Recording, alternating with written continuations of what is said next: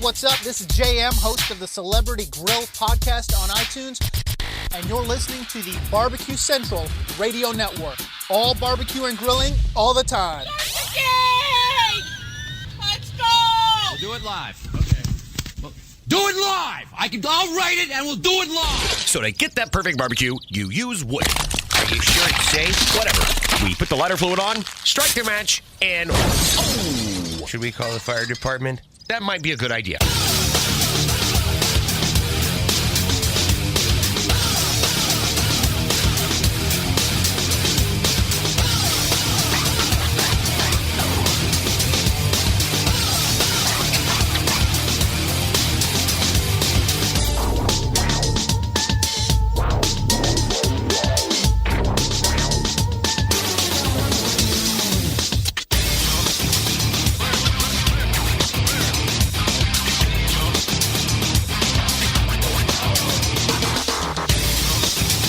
All right, good evening, and welcome to the Really Big Barbecue Central Show. This is the show that talks about all things that are important in the world of barbecue and grilling. The show originating from the Rock and Roll Hall of Fame city, Bomb City, USA, Cleveland, Ohio, the barbecue capital of the North Coast. I am your program host, Greg Rempe. Happy to have you aboard here on your Tuesday evening's live fire fun and frivolity show. If you want to jump in on the show tonight or you want to follow the show during off-show hours, here's how you do all that. You can get in touch with the show by sending an email to Greg at BBQCentralShow.com. Follow us on all the social media channels at BBQ Central Show. And be sure to subscribe to the show podcast feed on your favorite podcast platform. Anything else you want to find out about the show can be found at the main website, thebbqcentralshow.com. And here's what's happening in case you get the newsletter coming up in about 13 minutes from now. He was off last month as he so graciously bowed out as we got a Robert Moss origin story. So he allotted time for that, but he's back in better than ever in his second Tuesday of the month segment. Creator of AmazingRibs.com, Meathead, of course. Now, I have an email saying that there is going to be a bit of turnabout as we start the segment, and I'll let him lead into that after I do my own normal starting of segments with all of my guests, but we'll see what Meathead has up his sleeve. Outside of that, we're going to be talking about 2023 gift guides, things that maybe Meathead might want if he is fraught with cash. Flush with cash. Money, no object. What's the gift that Meathead is buying himself above all others? And in 2023, a slew of top-notch gifts that people would want, no doubt about it. So we'll talk to Meathead about that. After Meathead, of course, we will have the aforementioned Robert Moss. Plenty to dig into with Robert. Maybe some history lessons on some of those major holiday proteins and where they've come to fall in line with tradition. And then we'll move to the second hour. As I'd mentioned, it was Robert Moss last week. This week, we have a new origin story with a 2023 Barbecue Central Show's guest Hall of Famer, famed pitmaster, a business of barbecue maven, captain of industry in this live fire world that we so dearly hold, that we so fondly, that we hold dear to ourselves. Let's say it like that. That's not the best way to say it, but I'm going to say it like that. You might know him as Shake and Bake. You might know him as Gateway Drum Smoker. You might know him as Blues Hog Barbecue. You might know him as the budding Marble Ridge meat supplier, Tim Shear. An origin story of Tim Shear. We're going to learn a whole bunch about Tim. So outside of just those four things that I'd mentioned that a lot of you know him from, if not a combination of those four things, we're going to learn about a whole bunch of other stuff. So stay tuned in the second hour for an origin story of Tim Shear. So Meathead and Robert Moss, your typical first hour on a Tuesday in the second week of a month, and then a Tim Shear origin story second hour, and we'll see how long that takes. You can follow me on Instagram, X, TikTok, and Snapchat, all with the handle at BBQ Central Show. And we say good evening to those of you watching tonight through one of the video streaming platforms. Once again, we have changed it out from Twitch this week and supplemented it with X. So you can go to Facebook or X/BBQ Central Show, or you can watch on YouTube, which is youtube.com/@BBQ Central Show. We also have a new YouTube poll question of the week, and we're asking everybody this. Your choice between the three for Christmas dinner, rib roast, turkey, or ham. And currently, 100% of you are saying prime rib roast. Wow. 100%. We have a third of the votes that are typically in at this point. So I thought myself we would see the black sheep, although it's not a sheep at all, it's pork. I thought we would see ham as a black sheep leader at this point. But it appears anybody that's voted is forsaking the granddaddy of them all last month, turkey. You're not doubling up on turkey. We used to double up on turkey when I was growing up. It was turkey Thanksgiving, turkey Christmas. Everybody is forsaking turkey. Everybody forsaking ham. 100% of you are saying prime rib roast or rib roast. Prime, the grade that I'm getting from Kevin down at the butcher shop there in Pensacola. So we'll see how the rest of the show tracks this evening. And let's start here tonight. Why not? No surprise here. Reaction coming in hot and heavy for both the origin story of one Fast Eddie Morin and the joint segment with Malcolm Reed and Heath Riles talking about all things going on in Memphis these days as it relates to music events and barbecue competitions and same dates in May. It's hard to pick a winner here. Why even bother? I was surprised to hear how many folks didn't know that Fast Eddie was the guy who created the FE cooker. I mean, FE stands for Fast Eddie, for crying out loud. A lot of you knew about the unit or owned, perhaps still own, an FE cooker, but you didn't know who came up with it. Most of you thought it was solely a Cook Shack project, and you were surprised in a good way to hear that the whole story from last week from Eddie's mouth included the fact that Eddie was indeed the creator of the FE cooker. I might be wrong on this, but I think Eddie took production out of Cook Shack for a bit, went to Danson's for a hot second, ultimately bringing it back to Cook Shack, where they've lived and had this great marriage. We didn't talk about it last week, but he does have a pellet grill available as well called the PG-1000. It's a beast. It's expensive. I don't think it really sells well because of the cost involved. But to see it in action is to see a high-performance cooking unit that is truly unrivaled in the industry, especially the pellet industry or the pellet segment when you talk about cookers. Even the higher-end brands like Mac can't touch it. And we're not even going to talk about the consumer-level brands like Traeger and the other ones that you would know about you can find anywhere. So if you missed the interview with Eddie, go back and get it. Second hour last week. Now, in the first hour, Malcolm Reed, Heath Riles do a joint segment. We talked about the Memphis stuff that's going on. Look, maybe I'm foolish here, or this shows my naivete when it comes to the barbecue contest. I was shocked that neither Malcolm or Heath for 1 nanosecond even considered my question about being compensated to show up at the new event. All fees covered, and $2,000 to show up in your pocket. And if you win, you get to keep whatever the amount is in the winnings purse, and nobody knows what that is either.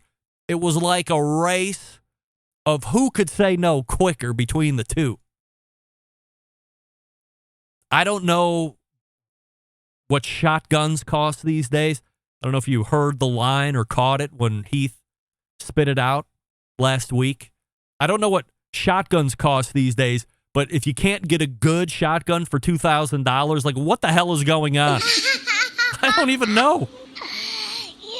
Outside of my thoughts, many of you thought that this was great, that neither of them were interested in jumping into the new event, even if they were being incentivized to do so. They want to win Memphis in May. It's a world title. That's what they want. They're willing to sacrifice location in order to get title. And I'll be interested to see how this continues to track over the next few months, because they both brought up a number of good points during the segment. So if you missed it, make sure you grab it and get caught up. Steve from Tennessee writing in, Greg, great interview with two big-time competition teams. Adding Heath Riles to the mix, a great call as well. I loved when Malcolm said if it was $100,000 purse, he might consider going to the contest, but almost the next sentence, he said it wasn't about the money. Heath's observation about barbecue contests being about teams and not spectators was also very insightful. It's not a spectator sport for sure. Regards, Steve. Mushy writing in, last Tuesday's episode with Malcolm and Heath was the best ever. Please do it again and again. Just excellent. Regards, Mushy. Is that your real name? Mushy? All right. Thank you for writing in. Before we get to Meathead, let me ask you a question. Not what you're having for holiday dinner, by the way. Are you tired of settling for mediocre grilling experiences? Yes, we all are. It's time to step up this game now during the holiday season. Bring the ultimate flavor and cooker to the backyard barbecues. Pits and Spits charcoal grills, offering the highest quality live fire cooking experience that you can get in the market today. Using either wood or charcoal, their solid fuel grills produce those flavors that you're looking for when you have the time to fire up the grill and cook with family and friends. With a large adjustable fuel tray, it's their take where you can fine-tune the heat, lower or raise that control. It's like the Santa Maria style grill, except in a Pits and Spits kind of way. Check them out online, pitsandspits.com/BBQ Central. That's pitsandspits.com/BBQ Central. Use promo code Charcoal Central, all one word, Charcoal Central. You get $150 off any charcoal grill that's available for sale on their website. And if you're spelling Pits and Spits, don't forget, little special here, it's the double T on the Pits and the Spits. Pitsandspits.com/BBQ Central, and then code Charcoal Central. When you're buying a charcoal grill, saves you $150 off any of the charcoals. Come on. All right, we're back with Meathead from AmazingRibs.com right after this. Stick around. We'll be right back. You're listening to the Barbecue Central Show.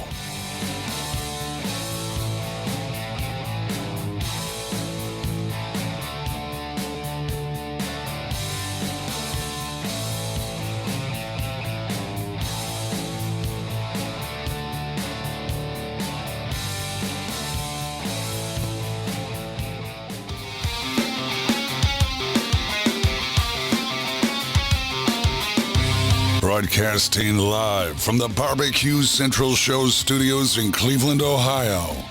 You're listening to the Barbecue Central Show. Once again, here's your host, Greg Rempe. Welcome back. This portion of the show being brought to you by CookinPellets.com, longtime sponsor of the show, your number one source for quality wood pellets for all your pellet-driven cookers. Visit CookinPellets.com for more information or to purchase. You can also buy, which we recommend, Walmart.com, Lowe's.com, Amazon.com. Same great selection, even better shipping rates by a long shot than you can get at the CookinPellets.com website. But peruse there first, and then when you're ready to buy, Lowe's, Walmart, or Amazon, all places to go. Vendors. It is the second Tuesday of the month, and that brings a visit from our pal and the creator of AmazingRibs.com, Meathead. Welcome back after a month off on hiatus, and a forced hiatus on my part, of course, as we got the origin story of Robert Moss. Meathead, I don't know if you listened to it or not, but if you did, was there one thing that you learned about Robert Moss that you didn't know? I did not. I without going into great detail, I had a family emergency and I had to go to Florida. My mother, 98-year-old mother, had a little issue. So 98-year-old mother. 98 years old, my mom Holy is, moly. and she's in rehab now, and it's a long story. I don't want to get into it. Yep. Don't want to bum you or my guest, but I will yield to the illustrious Robert Moss any day. I don't know if you're aware that he worked for us for a little while, did some real good to me to the website. I don't know if you knew this or not, but Robert Moss is evidently, for as big of a barbecue writer and historian, I thought that's what he did. He's like mega computer guy. So obviously you probably knew that, but I had no idea that he was so entrenched in the beginnings of, where computers are and followed right along. Yeah. And actually he did some technical work on our site. So hell of a guy. Meathead, YouTube poll question of the week. We're asking everybody, and it's a runaway at the moment. Your choice between the three for a prime rib it is. Very good. Yeah, and I cook it for the gang. Yeah. I do a reverse sear. Lately, I've been sous videing it, then searing it, because I got to go over the river and through the woods. And so if you sous vide it, I can keep it in the warm water in a beer cooler, carry it miles, hold it at a steady temp, and then everybody's having cocktails and having fun. And about 30 minutes before dinner, I go out back, fire up my host's Weber Genesis, and sear the snot out of it, and we have great prime rib. And by the way, I usually buy a full 7-bone prime rib roast, strip the bones off, save those for another meal for my wife and me. Those bones, baby backs, beef baby backs, they're fantastic. Then I pull the spinalis off, which is the crescent-shaped muscle that wraps around the tube down the center, the longissimus, or the eye of the ribeye, and I cook only the eye of the ribeye, and that way everybody gets these beautiful, round, perfectly cooked discs. Just fantastic. Huh. So what's a 7-bone weigh? 10 pounds or more. So if I'm getting a 17-pound prime grade rib roast from Kevin at the butcher shop in Pensacola, is that coming in one hunk, or am I going to get 2 hunks? You might get 2. Now, 17 pound, that might include the bones. I don't know. You need to check with him. He may be giving. Mine is usually 10 pounds. Yeah. I have a standing order for it. So I know our time's limited, and you hit me with a quiz question. Yes. Tonight, I have quiz for you. Oh, all right. Do you want the drum roll lead in? Whatever you want. Let's just get it on. All right. Here we go. Okay. At the end of the year, Google publishes its list of the most popular searches, and they cover a whole variety of categories. Yeah. And one of them is the most popular recipe searches. So I'm going to read to you the top 10 most popular recipe searches, and you're going to tell me what they are. Number 10, softball for you, cottage cheese ice cream. I'm supposed to tell you what the dish is? Yeah, what is cottage cheese ice cream? I don't know.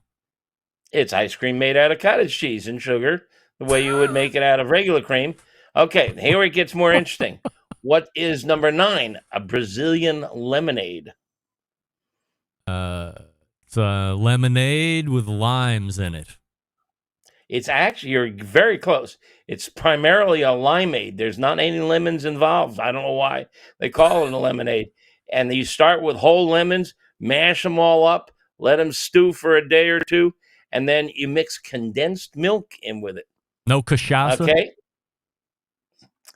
I have no idea. Right. You know what cachaça is? Yeah, it's Brazilian rum. Yeah. Yeah, potent stuff. Okay, number 8. They get harder. Number 8 is the coronation quiche. It's a Cornish game hen stuffed quiche. No, it's the coronation, like for the queen or the king coronation. Right. It's pretty standard quiche, egg and cheese, but it has fava beans in it. What? Faba beans. Like Now, a these nice are the top 10 Chianti. searches on Google. Well, this is across the And- globe, right? No, these are the U.S. top 10. There is another, you can ask it to give you the top 10 searches for any country or across the globe. Oh, wow. This is this is from U.S. only. Cowboy butter. Oh, dear. Is that butter? Is it beef tallow? Cowboy butter? I thought it was a beef marrow, but it's not. It's compound butter with a lot of stuff in it. It's got lemon juice, garlic, shallots, mustard, horseradish, cayenne, paprika, parsley, chives, thyme, salt, and pepper. Wow. It's a compound butter. What's a Hugo Spritz? Sounds like a cocktail with spritz at the end. So there's probably some type of soda water or nonsense in there. Hugo Spritz. I is don't it know bourbon? where the Hugo comes Is it bourbon from. and Probably soda? It's from northern Italy, and it's made with elderflower liqueur, Prosecco, and mint. And if you've never had elderflower liqueur, it ain't cheap, but it is marvelous. Go get yourself some. All right, here we get weird now. The Pump-tini, number 5. Pump-tini. Pump-tini? Another cocktail. I don't have the first idea. I thought for sure it was a pumpkin martini or something. It's not. It's somehow connected to the Vanderpumps, whom I have no idea who they are, but they are, I think, some sort of television personalities. Yeah. And it has raspberries, orange liqueur, grapefruit juice, lime juice, simple syrup, and vodka. Yikes. Sounds good, actually. There's a lot of ingredients in that. Yeah, a lot of stuff in there. Pump-tini. Pump-tini.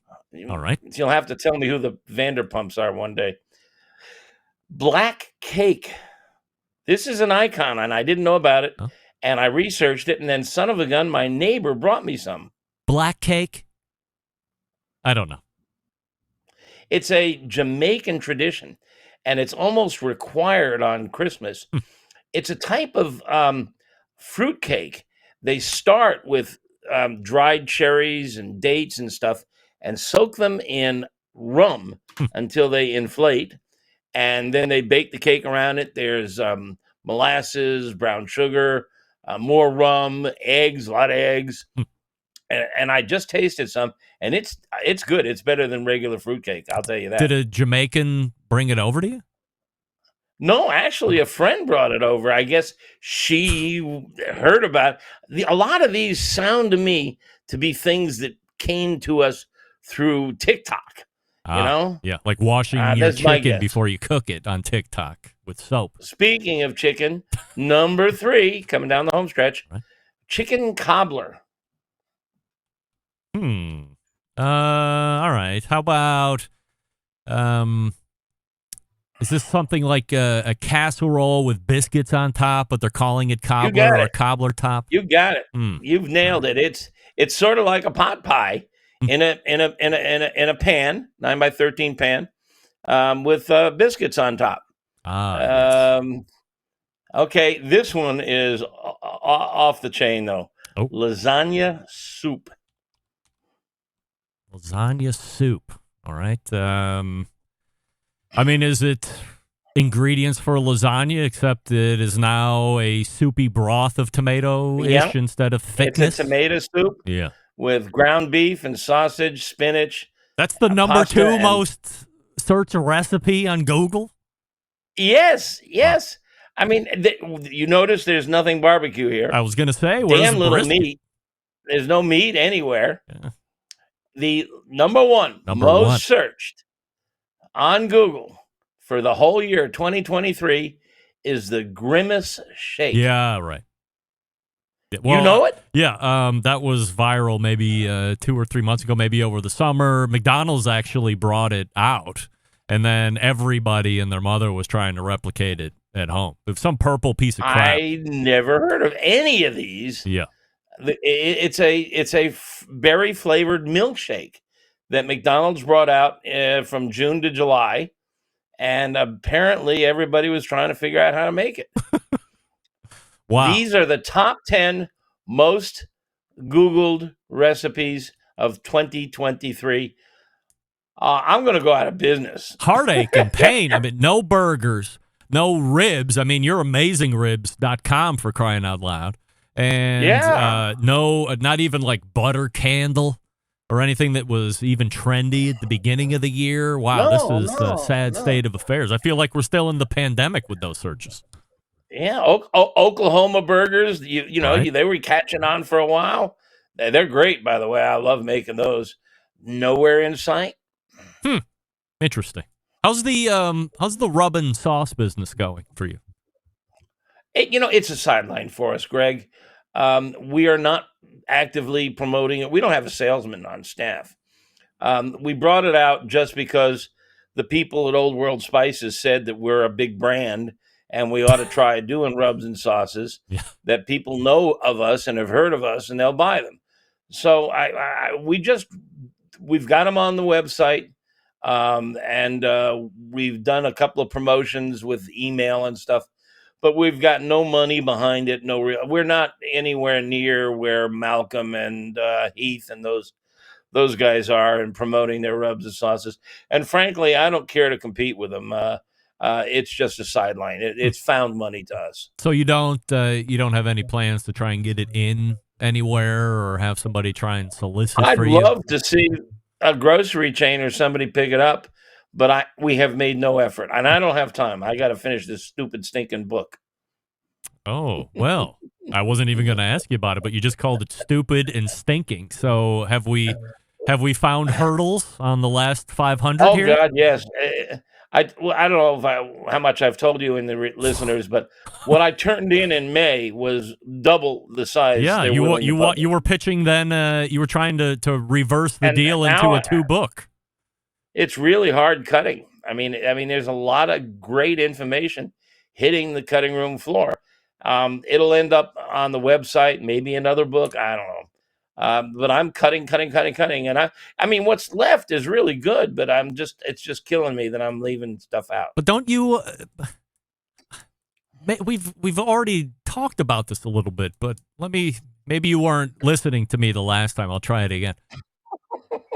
Get over yourself a little bit, cut the shit out that needs to be cut out and deliver the book, and then fashion the shit on the floor as you're handing it in and say, I want the deal for book 3. That's the easiest book you're going to write, and you can get an advance on that too, and you take all that money. That's kind of where we're going. It's just writing a book is a bit of sculpture. You have to shape it. Yeah, but they're telling you what to write and what they want. I take great pride in my writing. Yeah, but they're paying you, meathead, to produce something. You can't just step in your own way. I'll turn in a good book. I will. It'll be an excellent book. I trust me. I'm sure. It's just making it an excellent book, making there be a beginning, a middle, and an end, and making it flow, making it all connected, making everything related, plus the recipes that demonstrate the procedures and so on. It just. I use pejoratives surrounding it because it's just been eating my life. I mean, that's all I've been doing now for more than a year is trying to finish this book. And I'll be very happy. Do you need a ghostwriter? Do you want me to bring in Doug Tratner to help you get this going? He'll do it for a price.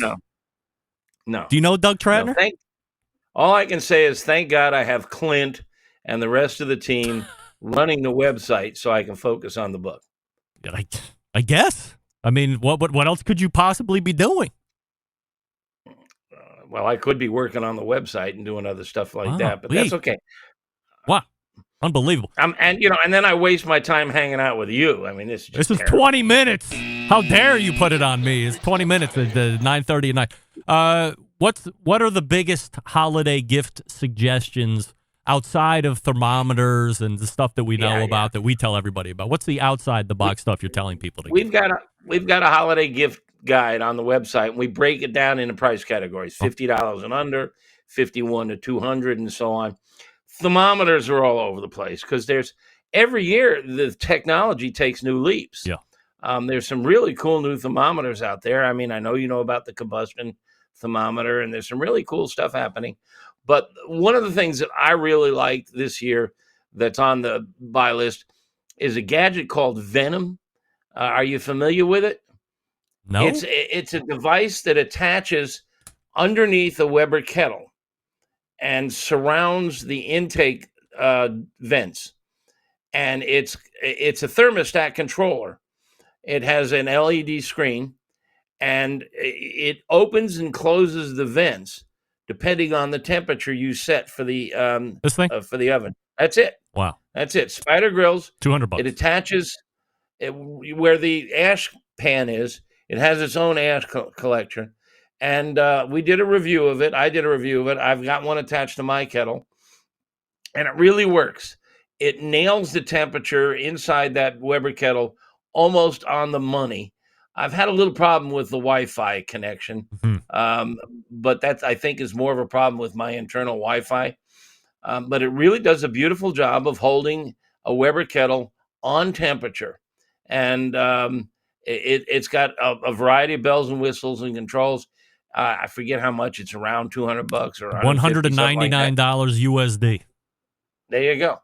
Nice little gadget. If you've got a Weber kettle, you want to make sure you have the slow and sear, which goes in the Weber kettle. And then this is the next best thing I've seen to attach to the Weber kettle. By the way, have you heard that Weber has brought out a new 26-incher? No. Yeah. I just got the announcement yesterday, a 26-inch kettle. They've had that, though, right? Or has it always been a 22 or 24? The 22 and this 26 is got all kinds of. It's got the performer type functions built in. Oh, it's an upgrade. If money's no object, and you have a lot of stuff, you've played with a lot of stuff, but for whatever you had to give back or donate out, what have you, if I'm writing you a check and money's no object, what are you going out and putting on your bag deck? Well, it's funny. I would love to have a BBQ, which is a log burning pit. And in fact, I have one. Yeah. And I've had it for years, and I hardly use it because it requires sitting next to it almost full time, tending it. Yeah. But the food that comes out of it is unparalleled. And I'm cutting down on the number of large metal objects on my deck, and I'm giving it away. The BBQ? A BBQ. It's an expensive couple of $3,000. I don't know. Oh yeah. It's been sitting on my deck, and I put out a notice in our Pitmaster Club. I gave away my backwoods smoker. I gave away my big green egg, and now I'm giving away my BBQ, all to members of our Pitmaster Club. Guys coming out next week to pick up the BBQ. I'm trimming down. There's a guy in Cleveland who wants a BBQ meathead.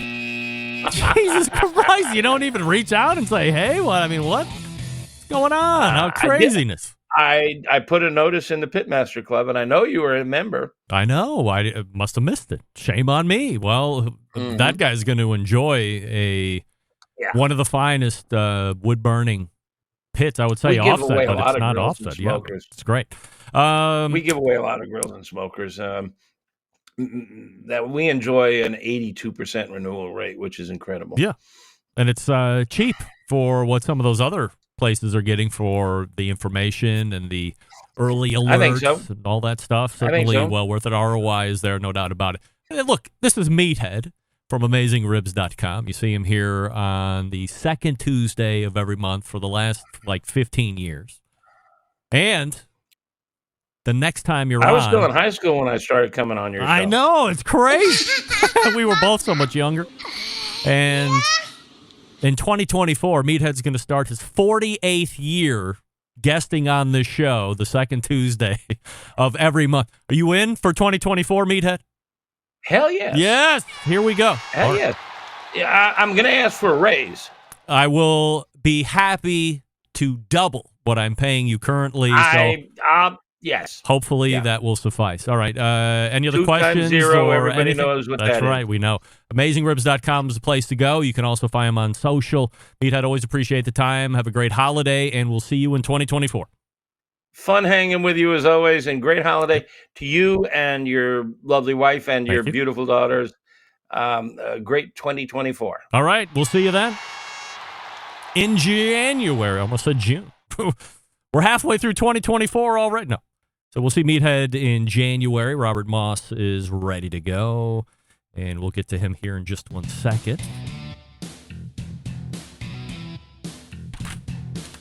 Meathead talked about giving away a bunch of cookers. He mentioned a big green egg. Well, I'm here to talk about another ceramic cooker, a Primo grill. Oh, yes. Well, I think we can all agree on a few different things. We love ceramic cookers because they are tremendously fuel efficient, especially now where I live, where Meathead lives, where Jason King lives in the Great White North, Johnny Maggs in the Great White New England East. It's going to start to get cold. I mean, not over the next week, at least here in Cleveland, but at some point it will snow for the next 6 months. When the ceramics heat up in the Primo, now it doesn't matter how cold it is outside. That charcoal has to work way less to keep the heat in.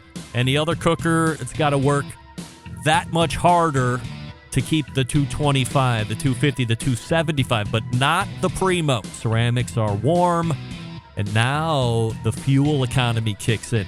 Also, the humid cooking environment kicks in. Learned that again this past weekend as I did 4 racks of ribs. So space, while at a premium, certainly enough on the XL, thanks to the oval deflector plates in there, of course. A couple chunks of apple wood for a little wood smoke. Delicious, perfectly cooked ribs each and every time. And while I'm not averse to drafting systems of any kind, no need for me. Lock it in right at the beginning, and boom, stays right on target for hours and hours on end.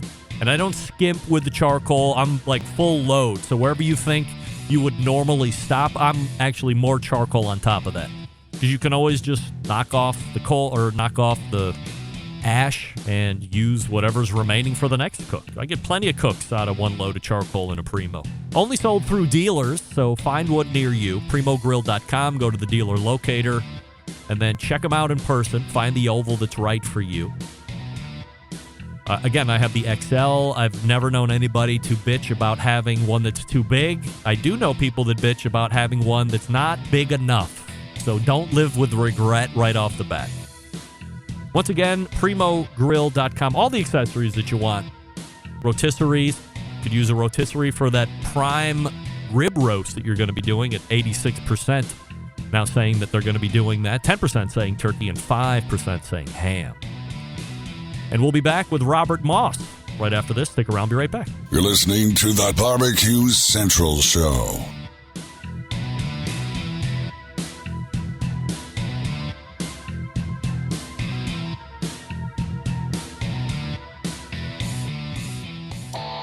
Howard Stern, Jim Rome, Dan Patrick, and Greg Rempe. The Mountain Rushmore of talk show entertainment.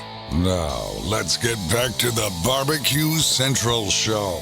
And we thank Meathead for joining us last segment, AmazingRibs.com, his website. The segment brought to you by Fireboard. Monitor up to 6 different temperatures simultaneously. Connect to Wi-Fi for cloud-based monitoring, or connect via Bluetooth. If you have Alexa or the Google Assistant in your home, you're lucky. Fireboard fully integrated with both.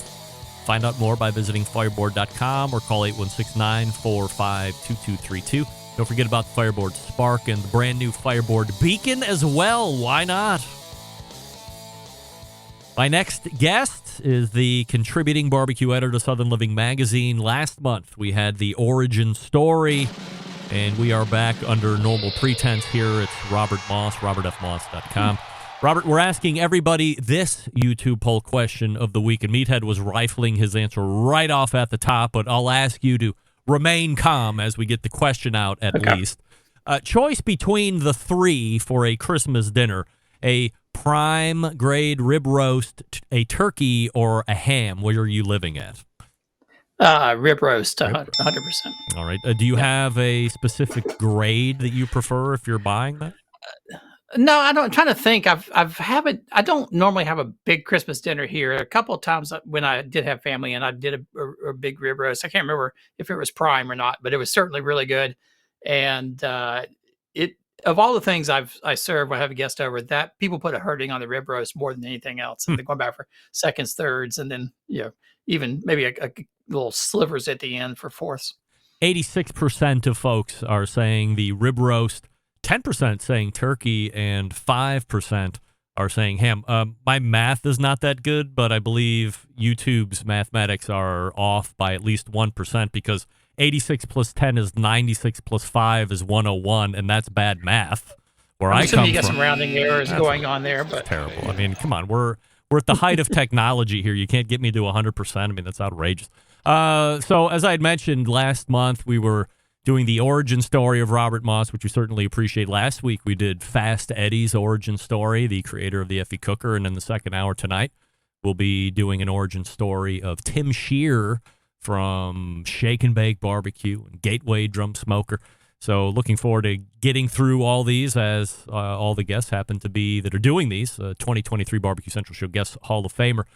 We didn't get to this item last month because of said origin story, but I know you had some thoughts, or you at least wanted to talk a little bit about this Memphis in May / Mempho Fest, or whatever the hell it's going to be called, as the competing.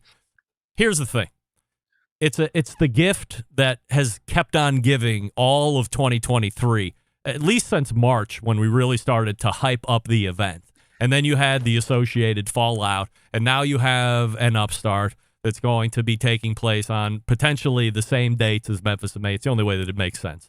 In Tom Lee Park, what are your thoughts? Well, we actually had on the list to talk about. That was long before the whole competitive I know, eating festival right. came along. Everything else, it was really more just tying that into all the issues with the KCBS scoring controversies, and boy, yeah, the truck keeps veering off the road and into the further and further into the ditch. So my thoughts, I think in general, we didn't get to talk about it because we were doing the origin story. I went to the Jack up in Lynchburg back at the end of October, and was a judge there and got to see that major as well. So this has got me thinking a lot about what's going on. I feel like we're at a inflection point with barbecue competitions. I don't know, and we may get more into the 2024 prognostications at some point here, but I don't know where they're going. But I feel like there's a lot of controversy, but I think it's also represents that you're sort of at this changing of the leadership. If you think about those organizations, and of course the Memphis MA CEO resigned, since we originally want to talk about this. Yeah. We had the changing of leadership at KCBS going on as well. When I could talk for hours about the Jack. It was a great experience. I got to sit at the table with Artie Davis, Remus Powers, who is a sort of iconic figure at the Jack, but it was his last Jack. He's retiring. Yep. And will not be coming back. He does the swearing in of the judges. He does the burning of the grievances at the big party the night before. He's sort of this iconic figure. And so I actually got to sit at the table with Artie as and judge alongside him, which was just by coincidence. But I felt like it was a changing of the guard as well, in that sense that you've got a lot of people moving out of it. So I don't know where it's heading, but I think you see some of that starting to surface with Memphis in May. I think you see some of that in the changeover at KCBS. And I think you're just having a lot of transition pains going on right now. And I'm not sure where they're going to lead. When you're looking at the inner workings of this Jack Daniels, you're judging. So it's technically not a KCBS event in where. Oh no, it is. The Jack is a KCBS. KCBS. Letter. It's an invitational. So if you win the Jack, these aren't points accumulated towards Team of the Year or anything like that. Yes. This is separate. It is sanctioned by KCBS, but when you're seeing all this happen, not anywhere near the size of the American Royal, and as I kind of learned last month, you're big into tech. I mean, computers and all this other stuff. Is there a point where technology needs to be leveraged way more than it is? I'm not just talking about KCBS, but just in general in this kind of a scoring atmosphere.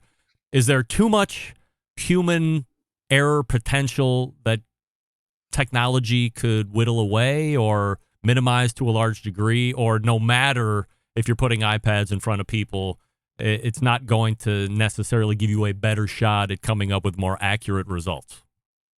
Yeah, I don't know that this is a problem technology will solve. A lot of what I do in technology is what's the problem you're trying to solve, and let's define the problem, and then figure out the best way to solve it. Yes, the judging system for KCBS is still paper slips and a pen at the table, and you mark down a number from 5 to 9 on the slip, and then someone has to go tally it all up. So there's room for error there. But if you've ever seen how much barbecue sauce is at the table of a judging table and all the wadded up napkins, there's plenty of room for keyboard errors and et cetera at the table too. So I'm not sure that it's a problem that technology is going to solve per se. It's hard to say exactly what went wrong with I know from the CEO coming on the show that there was a lot of issues with a tech vendor, but it sounds like technology was a part of the problem here. And so it's probably, as in most cases with technology, it's less the technical piece of it as the process and the system, systematic nature of doing something that messed up, which is bound to happen when you have something I think is it's complicated, the judging and the scoring and the tallying of it. So I think it's surprising to me that the errors don't happen more often than having been through it a couple of times. I think there's two schools of thought on that, depending on if you're a shithead or not. I'm going to not be a shithead. You had the American Royal issue. You had then a month or so later the incident at the Atlanta barbecue store. Not necessarily related. Haven't heard anything since that. And that might have become a bigger deal than it really should have because it was on the heels of the American Royal, and that's the biggest contest of the year that KCBS sanctions. And there were not awards held because nobody wanted to call the wrong winner again that had happened at the American Royal. So I think I can chalk this up at this point because nothing else has happened and nobody's even called me and said, hey, don't say this, but it looks like we got something here or something there. I can chalk this up as anomalous. It was a unfortunate 2023 at the end, and nothing else has happened unless it starts to happen again or regularly for whatever reason in 2024. You got to dig into it a little bit more, but I can hold it as anomalous here at this point. Were you at the Jack? Was it as magical as people make it sound? I know you're not competing there, but I mean, you have a different view and a different eye on this where you could probably write an article 2 or 7 on being in the holler and all this other stuff. Is it as magical and majestic as people paint it to be? I told you I'd come on and say it was magical. It was wonderful. There was butterflies everywhere. It actually was. The setting is fantastic, and being in the hollow and particularly we got the tour of the distillery. They do the big party up on the hill. All that part was really really quite fantastic and interesting. I really enjoyed the judging, but what I did not expect was it's done under a giant tent right in the middle of the competition. I did not expect that there would be bleachers on either side of the judges' tent with like dozens and dozens of people just sort of sitting in the bleachers watching. Even less, I didn't expect it'd be sort of like Old Home Week. I actually ended up knowing a ton of people under that tent. A lot of the judges are actual, famous competition folks that you would know. A lot of barbecue Hall of Famers under there, and so it was sort of a little bit more. I thought I was going to be sitting in by myself at a table with some random people eating a bunch of barbecue out of boxes, and it turned out to be sort of like talking to people and catching up and seeing a bunch of people I hadn't seen in a while, and so it was actually a lot of fun. So that was one piece.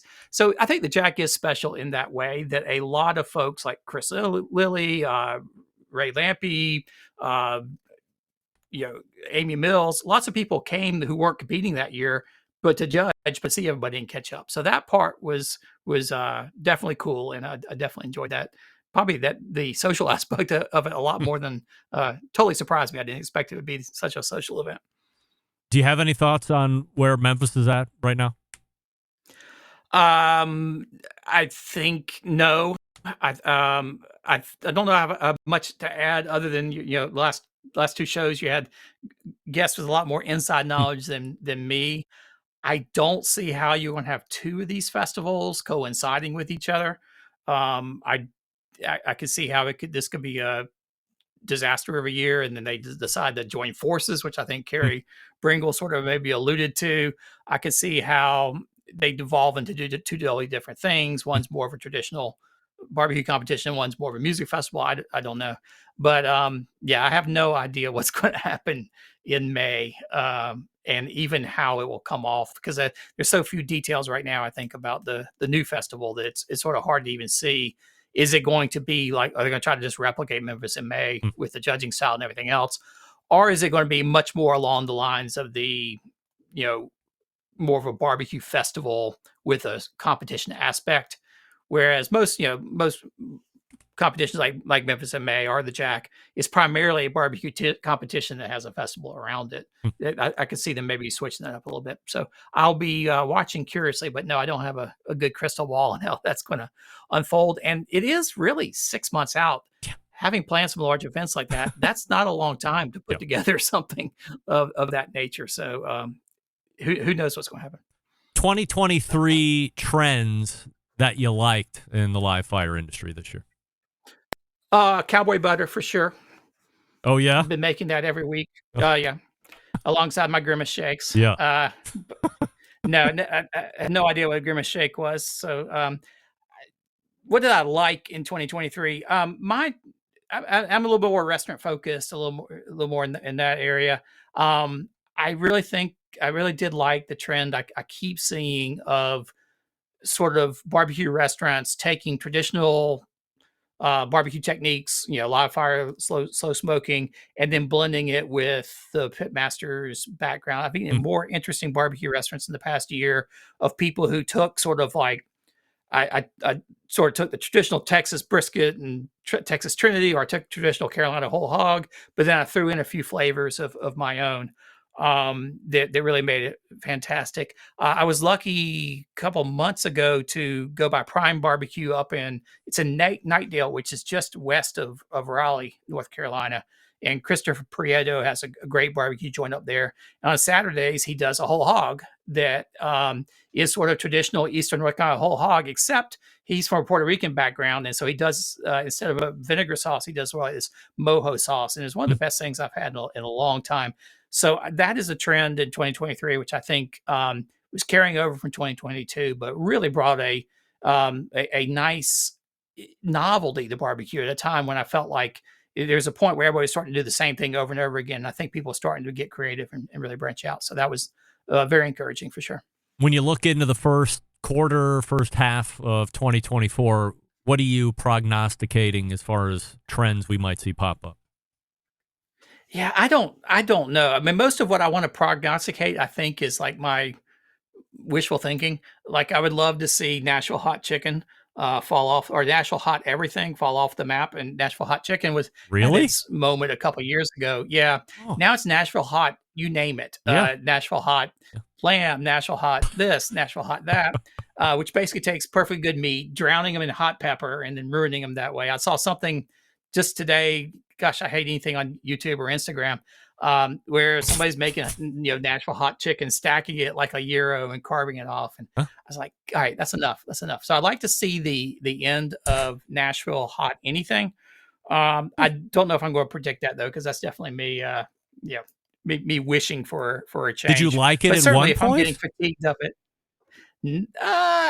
Nashville hot chicken was okay. I mean, I thought it was delicious. It was like fried chicken. Then it was dipped in that hot spicy oil, but then littered with a number of dill pickles on top. I mean, damn, it's still one of my favorite sandwiches. If it's on the menu at a restaurant I've never been to, there's a good chance I'm going to try that first.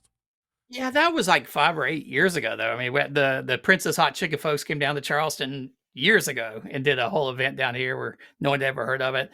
So that's been around forever. But then I think chefs sort of latched onto it. And this is less barbecue, but you see a lot in the barbecue joints as well. But there is so much Nashville hot oysters, Nashville hot anything in restaurants I have to suffer through when I'm reviewing them. I would just assume be done with the hot stuff. All right. It's like a thrill ride, but I mean, yes, it's fun occasionally, but do you want it every week? At least I don't. My guts won't stand for it more than once a month or so. All right. What else do you see from a potential trend or a wish for 2024?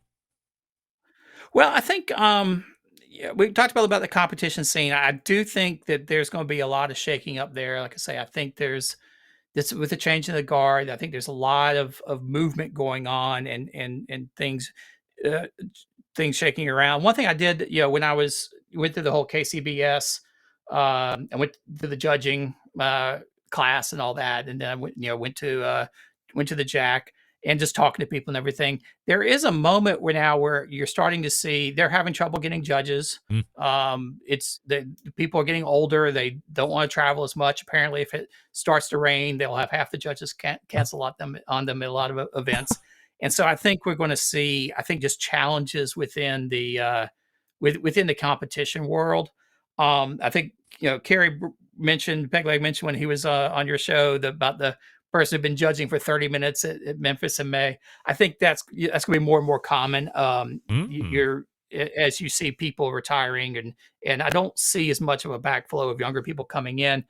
Doesn't mean the competition is going to go away. Doesn't mean that they're and you're seeing the changes of formats. I just think they're going to evolve and change. And so I think we'll have a lot of conversations in 2024 about the future of the competition circuit and whether it's time to change things, do things differently, try new formats, try new approaches. We'll see how that tracks. We're talking with Robert Moss, website robertfmoss.com. 2024, do we predict the resurgence of the Q sheet? Q sheet, probably not. That's a no. Probably not. No. I'm actually looking forward to 2024 and trying to decide what I'm going to focus on. We could talk a lot about the changing dynamics of the writing industry and everything. Yeah. I think you're going to see more books, fewer free things like newsletters, fewer short, fluffy articles, and more things that are going to I'm going to enjoy doing and will last longer than the weekly newsletter. All right. We will see him in January. It's Robert Moss. Robert, appreciate the time. Have a great holiday, and we'll see you in January. You too, Greg. All right. Robert Moss right there. robertfmoss.com, his website, of course, and he does a little social media as well. You can find him.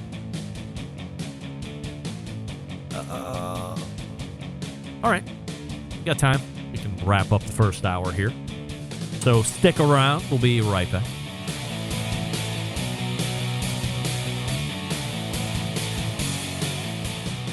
Continuing to produce incredibly mediocre content in an exceptionally professional way. You're listening and watching the Barbecue Central Show. Once again, here's your host, Greg Rempe. We thank Robert Moss for joining us last segment. robertfmoss.com, his website. 83% of you are saying rib roast for Christmas dinner, followed up on a tie, 9% each, turkey and ham. And I'm surprised turkey is that much, but I'm surprised ham is that little. But I did see that people thought ham is kind of crappy.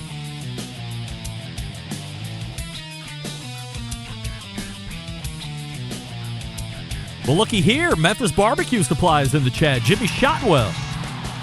Memphis celebrity Jimmy Shotwell, I might add. Was it... Jimmy, was it 2018? It was 2018 that I'm referencing, but did you win Best Podcast for the year of 2017? Or was it 2018, the year that it didn't matter, like they just gave it out that year? We were in Fort Worth, NBBQA, where I did 3 days of live shows, 3 hours each day, and Jimmy gets the win for Best Podcast. What? I did 9 hours of live show right there at the awards. Jimmy gets it. All right, whatever. Luckily, Nobody's bitter. Thank God. No harboring, nothing like that. It was one or the other. Anyway, we're going to the second hour. Stick around, be right back.